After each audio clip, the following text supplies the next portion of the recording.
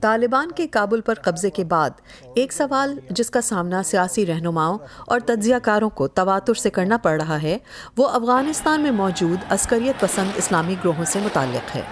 کیا افغانستان میں دہشت گرد تنظیمیں دوبارہ منظم ہو رہی ہیں؟ کیا افغان طالبان جو اب سے صرف 6 ماہ پہلے تک خود دہشت گرد کارروائیوں میں مصروف ایک عسکریت پسند تنظیم تھے، دوسری دہشت گرد تنظیموں کو کنٹرول کر پائیں گے؟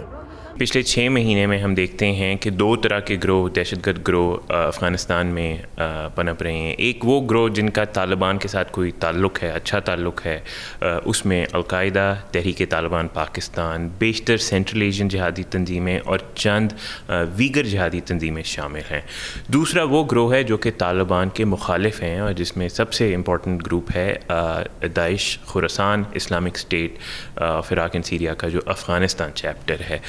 ان سب گروپوں نے تقویت پائی ہے مختلف وجوہات کی بنا پہ۔ اقوام متحدہ کے ماہرین کے ایک پینل کے مطابق کابل پر طالبان کے قبضے کے بعد افغانستان میں داعش کی تعداد 2000 سے بڑھ کر 4000 ہو گئی ہے، جن میں سے نصف جنگجو غیر ملکی ہیں۔ پینل کے مطابق طالبان افغانستان میں القاعدہ کی سرگرمیوں کو روکنے کے لیے کوئی ٹھوس قدم نہیں اٹھا رہے ہیں۔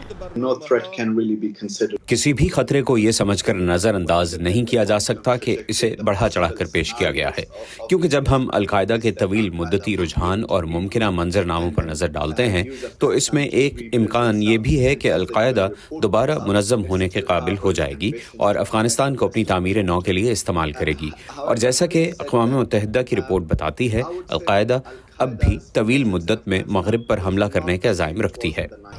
ادھر ایک اسرائیلی تھنک ٹینک کے مطابق گزشتہ سال داعش کی دہشت گرد کارروائیوں میں سب سے بڑی تعداد میں افغان ہلاک یا زخمی ہوئے۔ 26 اگست کو کابل ایئرپورٹ پر حملے کو، جس میں 170 شہری اور 13 امریکی فوجی ہلاک ہوئے، آئیسس کی تاریخ کا سب سے تباہ کن حملہ کہا گیا۔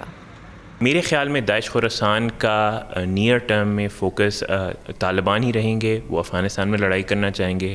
اور مجھے یہ لگتا ہے کہ وہ امریکہ کے خلاف حملوں میں انٹرسٹ رکھتے ہیں، کیونکہ انہیں احساس ہے کہ گلوبل جہادی دنیا میں اگر اپنا نام منوانا ہے تو امریکہ پہ حملہ کرنا ضروری ہے۔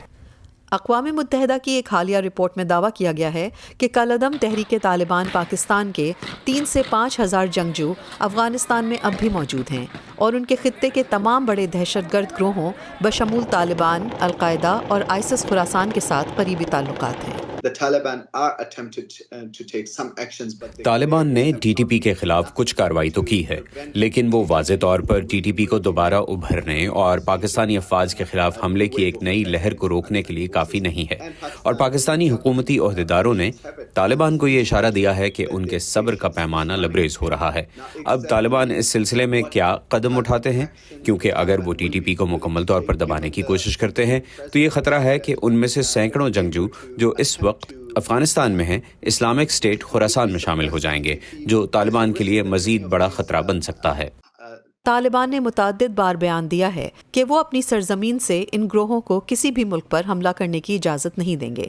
لیکن واشنگٹن کے تجزیہ کاروں کے مطابق جس طرح سے خود طالبان نے کابل پر قبضہ کیا ہے، اس سے وہاں موجود دہشت گرد تنظیموں کے حوصلے بڑھے ہیں۔ Mona Kazim Shah, Voice of America, Washington D C.